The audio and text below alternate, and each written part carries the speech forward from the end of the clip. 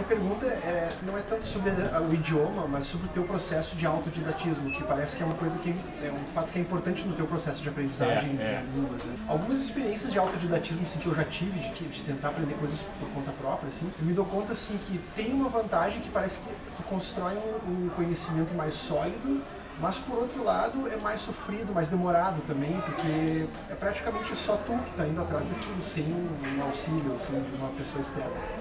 Eu queria entender para ti, assim, como que é essa grande vantagem do autodidatismo em relação ao, vamos chamar de heterodidatismo, se puder falar, e como que tu lida, assim, com essa coisa de que às vezes o autodidatismo ele pode ser mais lento e mais árduo?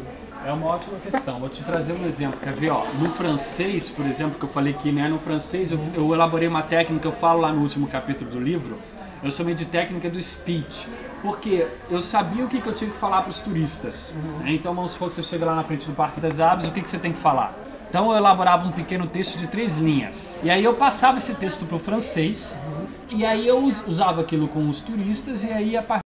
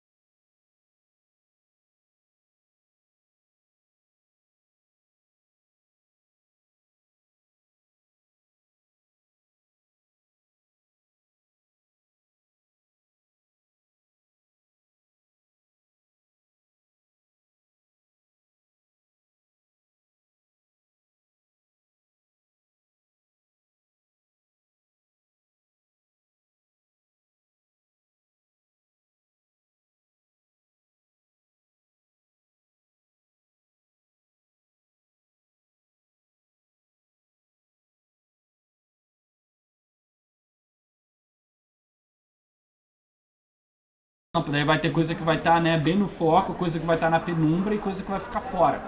E aí, isso que eu vejo na área dos idiomas. Nas outras áreas tem seus prós e contras de modo geral, né? Vai muito além. Porque se você tem uma área de especialização, uma área acadêmica de especialização e você aprofunda naquilo, naturalmente aquilo vai ter o spillover, né? Ela vai meio que extravasar para as outras áreas. Uma das primeiras áreas que você aprende se você aprofunda na sua área, seja qual for, é história. Porque a sua linha do conhecimento tem um percurso histórico, você vai aprender outras coisas de história, né? Então você vai extravasando aquilo, mas você vê a diferença grande para aquela pessoa que teve um treinamento acadêmico, que às vezes ele é mais estruturado, sistematizado. Só que às vezes você pode achar que é muito engessado. Meu espírito talvez um pouco rebelde já, geneticamente falando, eu já gosto de me insurgir contra esse conhecimento mais estanque. Então, por exemplo, aproveitando o caso aí do Alexandre, você quando conversa filosofia com o Alexandre, você vê que ele tem um conhecimento né, bem estruturado, estanque de filosofia, enquanto que um conhecimento mais autodidata você se permite né, fazer mais. Para ele talvez seja um pouco leviana essa abordagem, um pouco leve, leger, mas né, para o autodidata às vezes ele tem mais liberdade de passear por uma área ou por outra, né? Então, o autodidatismo ele tem seus prós e seus contras. E uma coisa que eu acho curioso, pegando sua área aí, Tamara, você não vê muitos livros de autodidatismo, por exemplo. Isso é uma coisa que sempre me chamou a atenção. Você não vê muitos livros de autodidatismo. Um tema bacana. Em idioma, por exemplo, também, que é uma área que muita gente é autodidata e que o pessoal sempre fala da formação contínua, que o profissional ele precisa né, ter formação contínua em qualquer área. Ele vai ter elementos de autodidatismo nessa, porque o autodidatismo, o que é? Não é a pessoa prescindir totalmente da ajuda de um professor, de um tutor, não. É ela usar o tutor, usar o professor, mas de acordo com os interesses dela. E na área de idiomas, eu gosto muito de falar da metacognição, você saber o que está acontecendo com você, você saber o que você está aprendendo, você gerenciar o seu aprendizado, mas com uma instrução né, dirigida. O Santos Dumont, por exemplo, o pai dele era francês, cafeicultor né, em São Paulo. Ele falou, não, vá para Paris e escolha, ele tinha a situação econômica tranquila, então vá para Paris e escolha os professores que você quiser, nas áreas que você quiser. Então ele chegava na UFO, precisava de um professor de mecânica. agora eu vou precisar de um professor de termodinâmica. E assim ele ia construindo o conhecimento que ele precisava para construir os modelos dele, os aeroplanos dele. Então, autodidatismo mas ele teve instrução. Então você vê como é que é o processo, a gente entender como é que funciona essa questão do autodidatismo. Eu acho que é uma área que a gente podia estudar mais, né? Entender melhor como é que funciona. Te provoquei aí, você tem que falar alguma coisa. Tem uma hipótese, né, que eu acho assim, que se uma pessoa se detém muito no ensino de alguma coisa, se ela passa muito tempo sendo submetida a uma instrução e esse tempo não se efetiva na aprendizagem, que isso acaba provocando nela uma repulsa àquele objeto. E eu tenho a sensação que no inglês acontece muito isso, por quê? Porque tem dados que demonstram que quase 80% dos professores de inglês das escolas públicas não sabem inglês. Então os alunos eles ficam tendo aula de inglês da 5ª série até o 3º ano do ensino médio, sem aprender efetivamente inglês, eles acabam achando que eles não têm jeito para coisa, acabam pegando uma repulsa ao inglês. Justamente por isso, que os professores não sabem inglês. Eles só sabem o verbo to be. Daí vira uma piada. E eles ensinam aquilo ali, aí vira uma piada. Então é um dado para a pesquisa, mas é uma questão que eu tenho para ti. Foi o verbo to be que fez eu procurar a escola de inglês, que eu bombei na prova da 6ª série no verbo to be. No passado, was, were, aquele negócio was, were, eu bombei na prova e falei, não posso. Aí a pergunta que eu tenho para ti é assim, existe uma dificuldade maior da escuta em relação à fala, né? A escutar um idioma estrangeiro é mais difícil do que falar. Pelo menos essa é a impressão que eu tenho. E a escrita é mais difícil que a leitura. E dentre as 4 habilidades, a mais fácil, né, para quem já é alfabetizado, é a leitura. Eu acredito que ler é a coisa mais fácil que tem. Mais imediata, mais disponível. Mais imediata, mais disponível, mais rápida é a leitura. Em segundo lugar vem a fala, em terceiro a escuta. A escuta e em quarto a escrita. A escrita é a habilidade mais difícil que tem. Na própria língua materna, né? Eu só não... Você trouxe essa questão da escuta, é interessante. Acho que teria que refletir um pouco. Porque para alguns... Eu conheci algumas pessoas que tinham a escuta desenvolvida. Tanto é que você vê que tem gente que, não, entendi o que ele falou. E às vezes não consegue responder na língua, mas entendeu. Aliás, Tamara... esse é um ponto interessantíssimo. Humberto Eco ele defendia isso. A gente chama isso de sesquilinguismo. O que é o sesquilinguismo? É um bilinguismo passivo. O que é um bilinguismo passivo? Essas 4 habilidades que você falou, as passivas, porque não tem nada de passiva, a leitura é ativa pra caramba, né? Mas passivo as passivas seriam justamente, né, a escuta e a leitura, as ativas a fala e a escrita. O bilinguismo passivo, e é aí que entra o sesquilinguismo, é o que a gente faz muito aqui na fronteira com o espanhol. A gente escuta, entende e responde na nossa própria língua.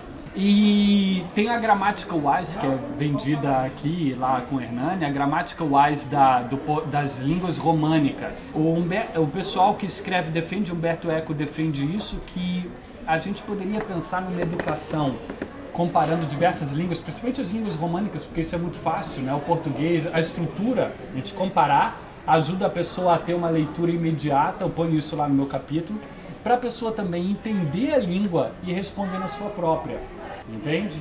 Então, por exemplo, a gente pode entender espanhol muito mais rápido do que falar espanhol. O espanhol sim, né?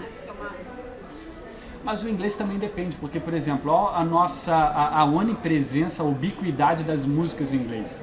A dominação cultural do inglês, né, acaba trazendo esses problemas que, por um lado, mas você tem as músicas em inglês, seriados, um monte de coisa, às vezes a pessoa pode acabar desenvolvendo a audição. Eu diria que isso pode ficar mais a nível da pessoa, das habilidades individuais, do que a gente às vezes tentar generalizar. Numa primeira reflexão, acho que o assunto merece uma reflexão maior. Mas eu concordo contigo na questão da leitura. Alguns métodos de ensino de segunda língua advogam o direct method, que é o método direto. Eles defendem que a pessoa tem que aprender a língua como se aprendeu a primeira. Mas isso é muito questionável, porque a situação já é muito diferente para o adulto e eles querem começar direto com uma audição ou dando comandos para a pessoa e a pessoa executando aquilo, né? Mas aí ela não passaria pela leitura, mas a leitura ela está disponível e é o que as pessoas têm em primeiro lugar, então ela pode avançar muito em cima disso. Agora, com o alemão eu fiz uma experiência, só falando essa questão da leitura, eu fiz uma experiência de...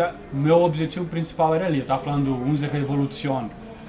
Só ler, você vai adquirir o idioma até um ponto aqui, principalmente se eu for pegar russo, idiomas de outro alfabeto. Se você, junto com a leitura, que você aprende conforme você envolve cada vez mais sentidos no aprendizado. Se você envolve a fala de algum modo, você pode acelerar a sua taxa de aprendizagem na leitura. Mas se o dicionário traz a transcrição fonética, daí você tem como né, fazer a leitura e aprender a pronúncia ao mesmo tempo. Se atendo, por exemplo, a alguns parágrafos. Qual é a sua opinião sobre os métodos de ensino das escolas de inglês em geral? Assim? Eu acho que elas fazem um trabalho interessante, assim. Antigamente eu tinha muito mais críticas. Eu comecei dando aula e eu vi que elas demoravam muito para dar alguns conteúdos. Demorava 6 meses para dar um conteúdo que você podia dar em 2, 3.